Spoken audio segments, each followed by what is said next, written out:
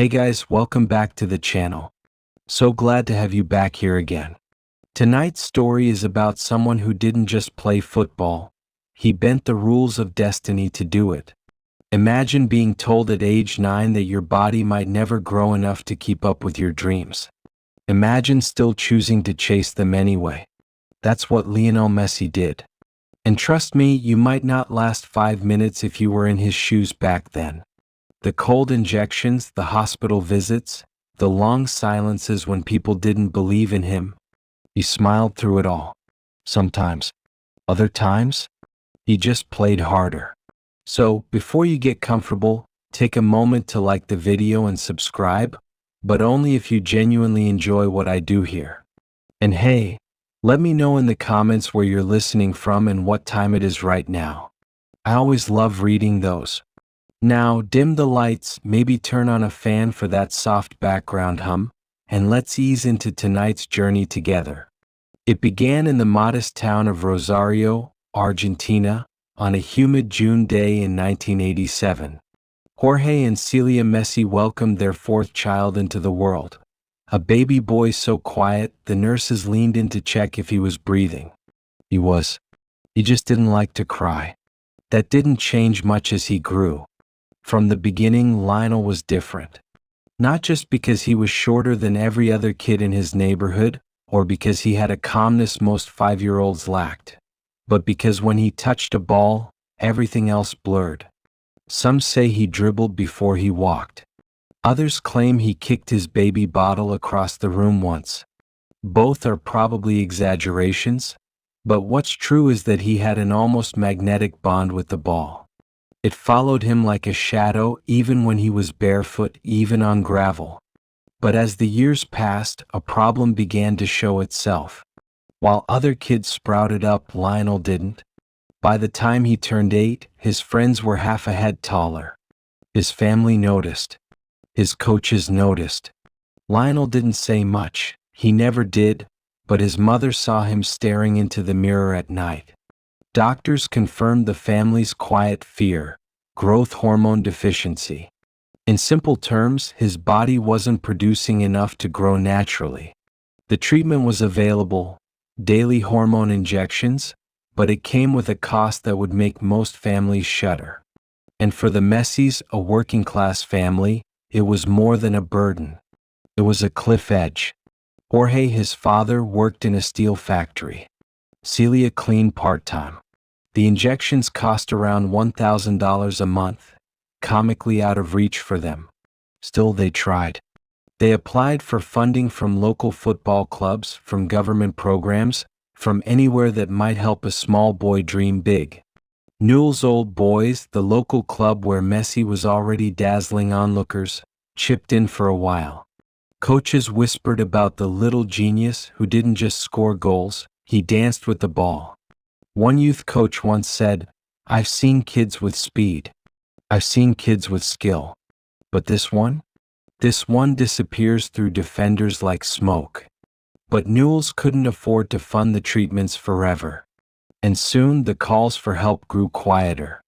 Now here's a thought. What would you do if your child's future depended on an expensive, painful treatment, one that showed no guarantees? Many would hesitate. Many would fold. Jorge did the opposite. He began sending letters and VHS tapes of Lionel's matches to clubs all across Argentina. Most didn't reply. Some scoffed at the idea of betting on a child who might never grow. That's when destiny, disguised as desperation, took a detour across the ocean. A family relative in Catalonia reached out and said, "Why not try Spain? Barcelona is known for its youth academy. Who knows?" Sounded absurd. The Messis didn't even have passports, let alone money for plane tickets. But Lionel, barely 12, barely 4 feet tall, looked up at his dad and said, "Let's go." So they packed 2 suitcases, one for clothes, the other for dreams. Barcelona was foreign in every way. The food tasted different. The air smelled of salt and concrete. People spoke quickly and not always kindly. Lionel clung to his father's side, eyes wide but voice silent. At the famed La Masia Youth Academy, they agreed to let Lionel train. Coaches were curious, skeptical. Then the boy stepped onto the pitch. Within 10 minutes, one scout muttered, "He's not just good. He's ridiculous." Still, there was red tape. Months passed without a contract. Jorge grew tense. Lionel became quieter than usual. Some say he cried at night, missing his mother and brothers. One evening, as the story goes, Jorge threatened to return to Argentina if Barcelona didn't decide. That's when Carlos Rexach, then sporting director of the club, scribbled a contract on a paper napkin. A napkin. It was probably the most valuable napkin in football history. And with that, the little boy from Rosario, whose bones needed help to grow, officially became a Barcelona player.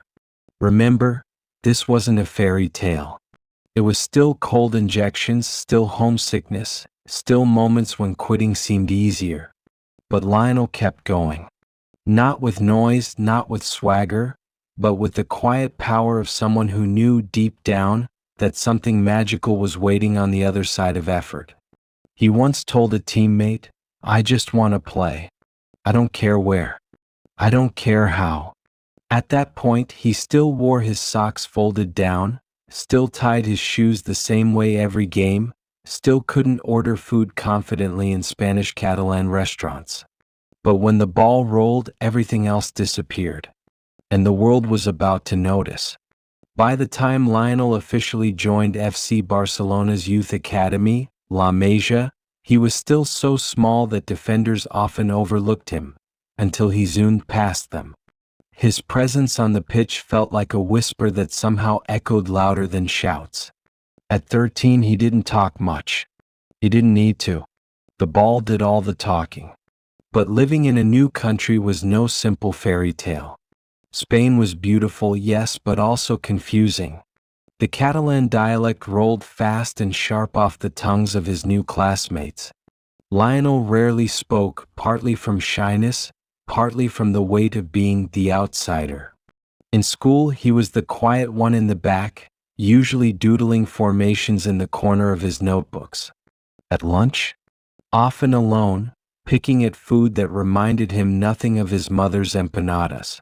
Still, when training started, the fog lifted. One evening during a youth match, a boy twice his size towered over him, daring him to try something fancy. Messi simply nudged the ball around the boy, sprinted like a shadow along the touchline, and chipped the keeper as if it were the easiest thing in the world. The crowd watching, mostly parents, went from quiet chuckles to stunned silence. Then applause.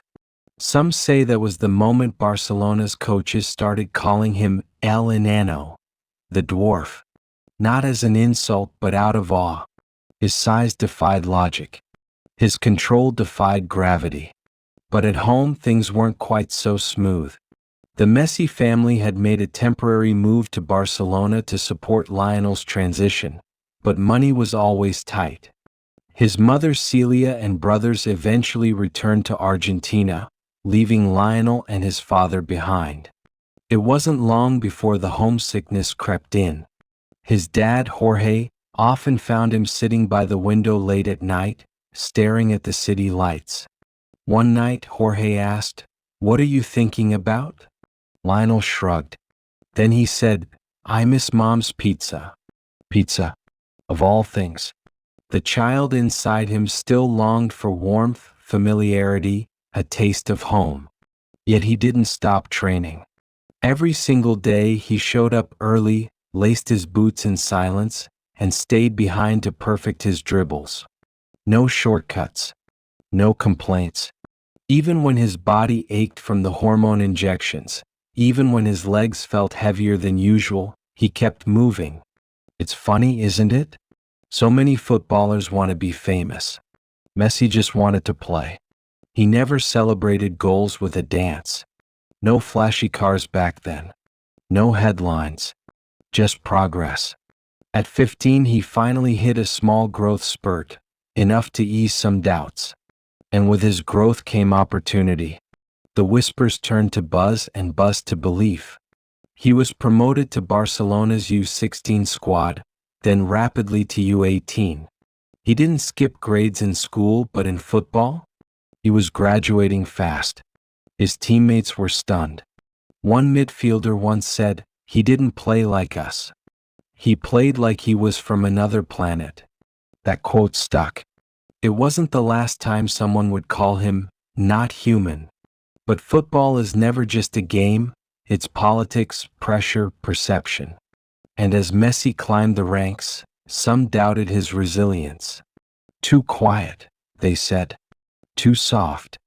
They didn't realize that silence doesn't mean weakness. Sometimes silence is strategy. In 2003, at just 16, Messi was invited to train with the senior team. Imagine that, still in school, still acne on his cheeks, and suddenly surrounded by global stars like Ronaldinho and Xavi. And yet he didn't freeze. Ronaldinho, the Samba Prince of Camp Nou, took an instant liking to Messi. He called him little brother, always joking around, showing him tricks, encouraging him. Some days he'd toss Messi the ball mid-drill and say, "Surprise me." Messi always did. In fact, one day during a practice match, he embarrassed a senior defender so badly with a nutmeg and spin that the entire training ground erupted. Pep Guardiola, who was coaching the youth side at the time, just shook his head and muttered, "This boy's going to change everything." Now let's pause for a second. Some say this was the moment Messi's destiny shifted. Others argue it was later, under the bright lights of the Champions League.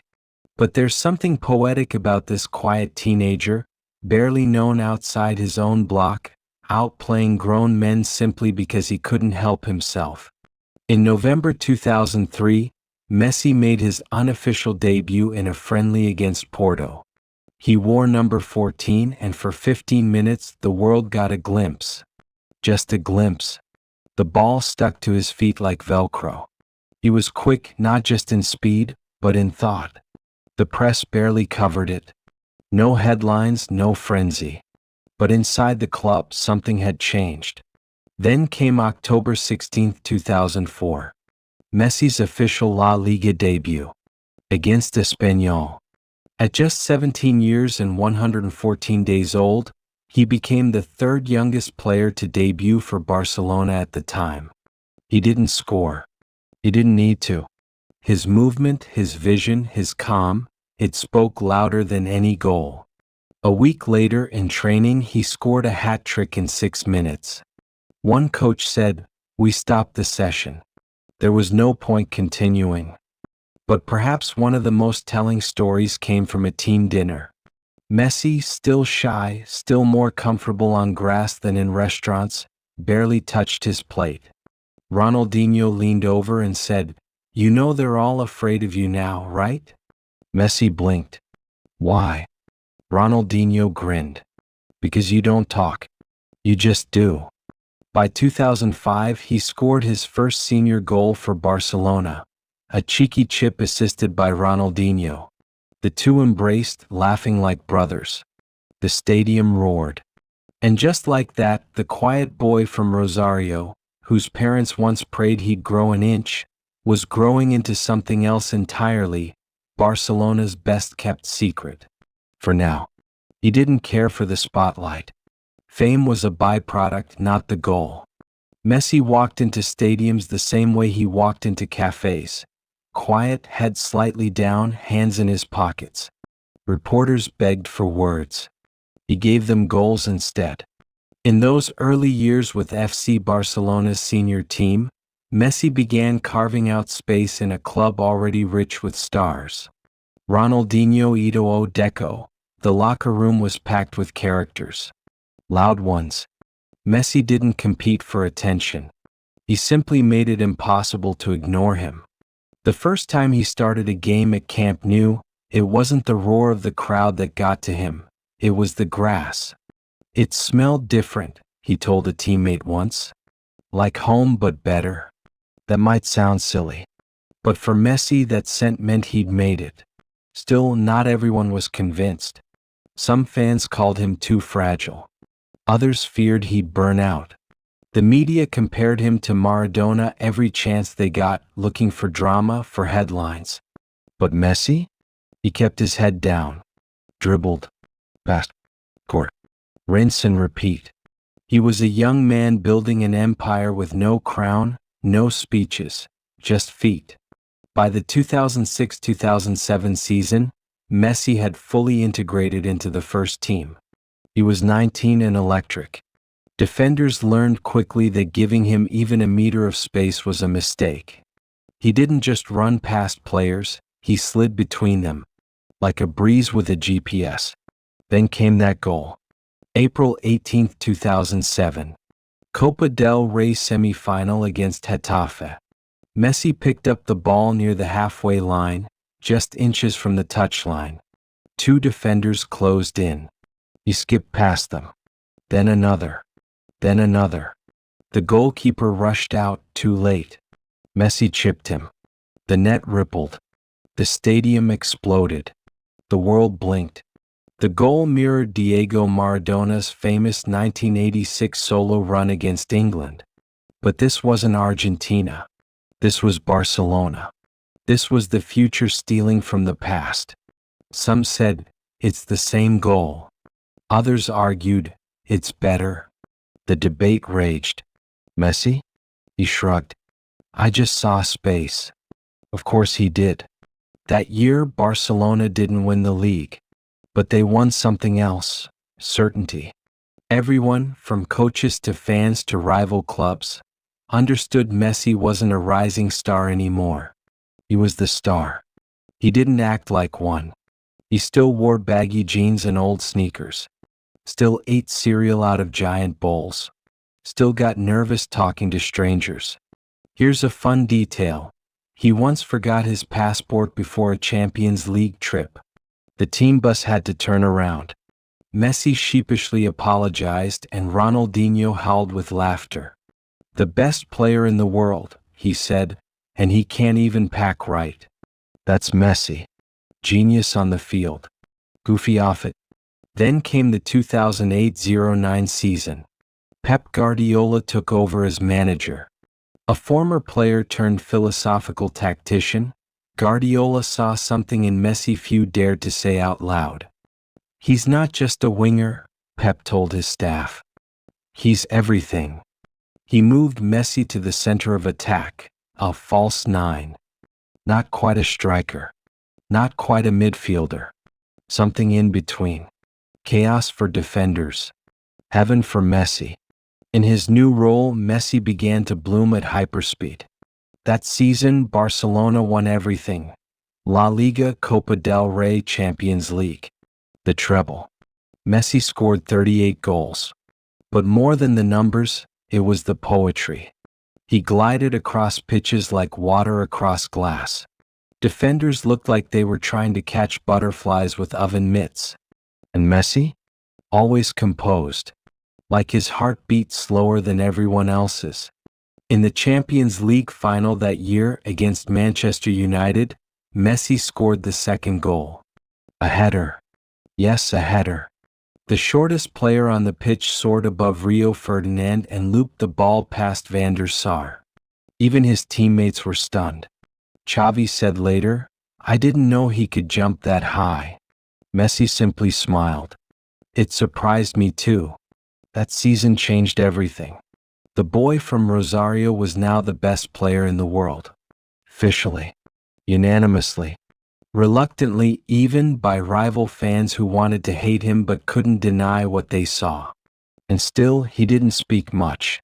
Reporters would wait outside press rooms for hours. Messi would appear, say 3 polite sentences and vanish. Some accused him of lacking personality. But maybe his personality was just football. The way he hugged teammates. The way he raised his hands to the sky after every goal. For his grandmother, who passed before she ever saw him play professionally. And then there was his rivalry. Cristiano Ronaldo. Loud, sculpted, headline-grabbing. The perfect foil. For a decade, they traded Ballon d'Ors like poker chips. Fans argued. Pundits bickered. Every match between Barcelona and Real Madrid became a battle of narratives. But here's something rarely said. Messi admired Ronaldo. Not openly. Not with words. But he trained harder. Focused deeper. Because greatness pushes greatness. He once told a friend, "Competing with him made me better." In 2011, Messi scored 53 goals in a single season. The year after, 73. That number still sounds like a typo. Some say it was Messi's peak. Others say he hasn't peaked yet. Behind those numbers were endless hours of training, of watching film, of recovering from injuries in silence, while tabloids speculated wildly. Messi never responded. He never clapped back. He just returned stronger. And through it all he remained loyal. To his club. To his city. To the fans who watched him grow from the boy with injections to the man who injected magic into every match. There was a moment, after a crushing loss in the Champions League, when he sat on the bench, towel over his face. Cameras zoomed in. Commentators speculated.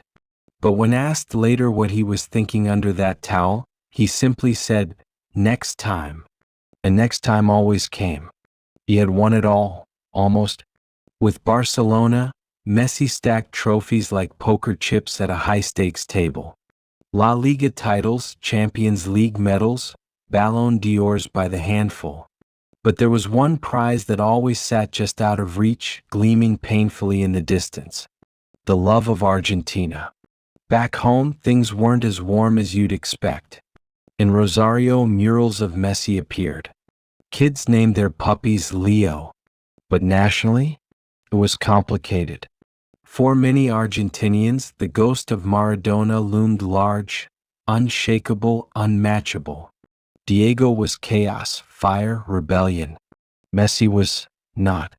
He didn't shout at referees. He didn't throw punches. He didn't cry blood and dance tango with the media. He played. Quietly. Brilliantly. Consistently. But in Argentina, especially during international tournaments, quiet wasn't always enough. Some say this pressure shaped him. Others believe it nearly broke him. The 2010 World Cup in South Africa was a disaster. Argentina, under coach Maradona, yes, you read that right, was eliminated by Germany in a 4-0 meltdown. Messi didn't score a single goal during the tournament. He assisted, created, ran himself ragged. But the headlines? Brutal. Not Maradona. Chokes on the big stage. Just a Barcelona player. He returned home to Argentina that summer to cold shoulders and endless questions. He didn't answer them. He trained. Then came the 2014 World Cup in Brazil. This time, Messi carried Argentina. 4 goals in the group stage, countless key plays, a last-minute assist, a thunderous free kick. It was his tournament. You could feel it. He walked differently. Not arrogant, but purposeful. He scored the winner against Iran in the 91st minute. He curled it like a letter, stamped and sent. Against Switzerland, he danced between defenders before sliding a pass to Di Maria that made half the stadium weep. Argentina reached the final. Messi's moment. The one. Against Germany. Again. But the game was tight, tense. Extra time dragged on. Then, Mario Götze. 1 touch, 1 turn, 1 goal. Argentina's dream shattered. Messi slumped. When he walked up to receive the golden ball for best player of the tournament, he didn't even look at it. "Would you trade it for the trophy?" a journalist asked later. "I would trade everything for that trophy," he replied. Still, many back home weren't satisfied. They saw the silver medal as another failure. Imagine that. Here's a moment worth pausing on. After the final, Messi sat alone on the pitch, legs outstretched, head tilted back toward the sky. Cameras caught it. The photo went viral. People added fake speech bubbles. turned it into memes. But that wasn't a meme. That was a man wondering what else he had to give. And yet he returned. Copa America 2015. Argentina reached the final. Lost to Chile. Messi missed in the shootout. Copa America Centenario 2016. Same opponent. Same result. This time he skied his penalty. Ball gone like smoke. The stadium silent. After the match, sitting in the locker room, he looked up and said, "That's it. I'm done." He announced his retirement from international football. Argentina wept. Not because he quit, but because he had to. Fans flooded the streets with signs, "Don't go, Leo." Kids recorded tearful messages. Graffiti artists painted wings behind his back. A country that once doubted him now begged for his return.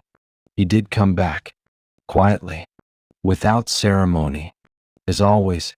In 2018 he led Argentina to the World Cup in Russia. They crashed out in the round of 16. More criticism. More heartbreak. Still he stayed. Then, finally, Copa America 2021. It wasn't glamorous. Matches played in empty stadiums due to the pandemic. No roaring crowds. No confetti. Just Messi finally playing like the burden was gone. He danced. He assisted. He scored. He even yelled. When Argentina beat Colombia in the semifinals via penalties, Messi turned to the camera and roared, "We are ready for the final." That final was against Brazil. At the Maracana. Enemy territory. It was tense. Then a perfect lob pass from Rodrigo de Paul found Di Maria, who chipped it in. Argentina 1, Brazil 0. The minutes ticked. The tackles flew. Messi defended, sprinted, collapsed at full time. He didn't score. He didn't need to. When the whistle blew, he dropped to his knees. His teammates mobbed him. Tears flowed. From him, from fans, from a nation. For the first time, Messi had delivered a major trophy for Argentina. Not youth level. Not Olympics. The real thing. At last. The streets of Buenos Aires erupted. Fireworks, flares, flags. Messi's name was everywhere.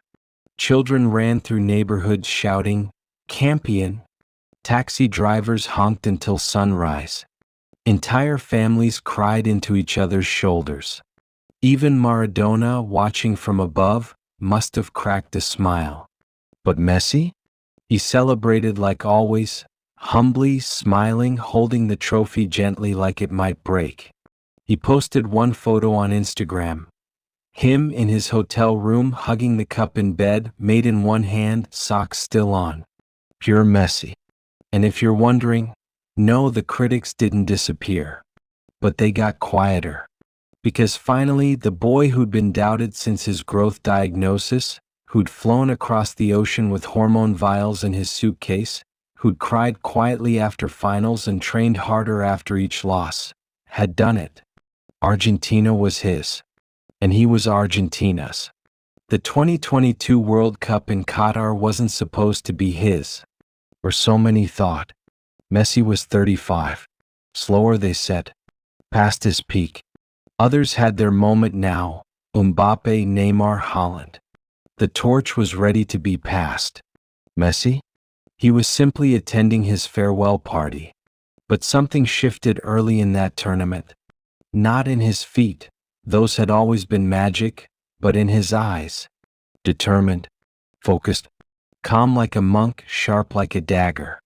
This wasn't a farewell tour. This was a reckoning. Argentina's first match? A shocking 2-1 loss to Saudi Arabia. The media lit their torches. Disaster. Finished. Overhyped. Social media was a mess. Fans panicked. And Messi? He stepped up to the microphones, unusually firm. "This team will not leave you hanging," he said. Boy, did they not. Against Mexico, he curled in a thunderous strike. One touch to settle, one strike to stun. Against Poland, he created chaos. Australia? A dance through 5 defenders like he was skating across frozen grass. Croatia in the semifinals? He twisted Gvardiol, one of Europe's strongest defenders, into a human pretzel before setting up Alvarez. And then came the final. Against France. Against the new king Kylian Mbappe. You couldn't write it better if you tried. December 18, 2022. Lusail Stadium. The world watching. Heartbeats sinking across continents. Messi scores a penalty. Argentina takes the lead. Then another. 2-0. But of course, it wouldn't be Messi's journey without drama. Mbappe, fiery, relentless, scored twice in 2 minutes. Boom. 2-2. Extra time. Messi again. Right place, right time. Goal. 3-2. Minutes later, penalty for France. Mbappe. Again. 3-3.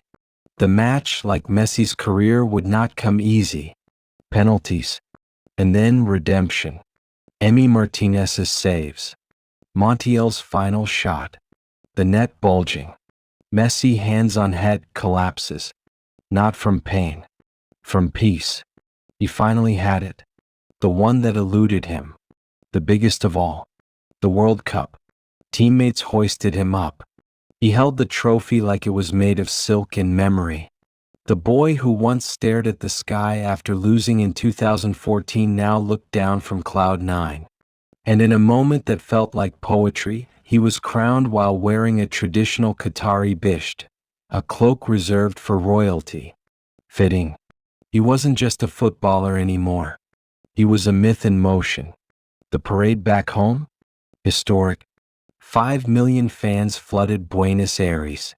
Buildings shook. Streets vanished under oceans of blue and white. Grown men sobbed. Grandmothers threw confetti from balconies. Children rode on shoulders screaming his name. Messi's bus couldn't move. Literally. It was swallowed by love. And through it all, he smiled, waved, quiet as ever. Not long after, he made a decision few saw coming, to leave Europe. After 2 turbulent seasons at Paris Saint-Germain, where the magic felt muted, he signed with Inter Miami. Yes, Miami. Critics blinked. He's done, they said. He's retiring. But Messi just showed up, laced his boots, and made American defenders look like traffic cones. Free kicks from angles that didn't exist. Assists with the outside of his foot like a painter flicking his brush. More importantly, he looked happy. Genuinely. Sun-kissed, relaxed, smiling through interviews. His wife, Antonella, and their 3 boys always nearby. One American commentator said, "He doesn't run like before, but now he floats." And maybe that's the final form of greatness. Not chasing legacy but living in it. Now, as we sit back and reflect, it's clear, Lionel Messi didn't just defy the odds. He rewrote them. A boy born small, told he wouldn't grow, doubted at home, compared relentlessly, became the most beloved footballer of all time. He did it without scandal. Without theatrics. Without ever shouting, "Look at me." Instead we looked, and couldn't look away. The lights dim now. The crowd fades. The roar becomes a whisper. Messi once said, "The day you think there's no improvement to be made is a sad one." He's still learning. Still playing. Still dreaming. And us? We're lucky enough to watch. And now, as the story settles, let's take a deep breath together. Think of that little boy in Rosario, barefoot on a dusty field, flicking a ball between stray dogs and parked cars. No cameras. No crowds. Just joy. Think of the father, packing hormone vials beside soccer cleats. Of quiet flights and quiet tears. Of napkin contracts and night lights in unfamiliar rooms. Think of every time Messi fell short and still got up. Every final lost. Every goal celebrated not with wild arms, but with 2 fingers pointed to the sky. And finally, think of that man in Qatar, older now, smiling through a blur of confetti and chaos, holding the World Cup like a letter from his childhood finally arriving. His story isn't about perfection. It's about persistence, about choosing grace over noise, about rising again and again when no one expects it. And maybe that's why we listen. Not just to be amazed, but to be reminded greatness doesn't always shout. Sometimes it whispers. Sometimes it dribbles. Sometimes it just is. So wherever you are right now, on your couch, in bed, maybe walking home with headphones in, know this: dreams don't have deadlines. Quiet people can roar. And every legend was once just a kid with a ball.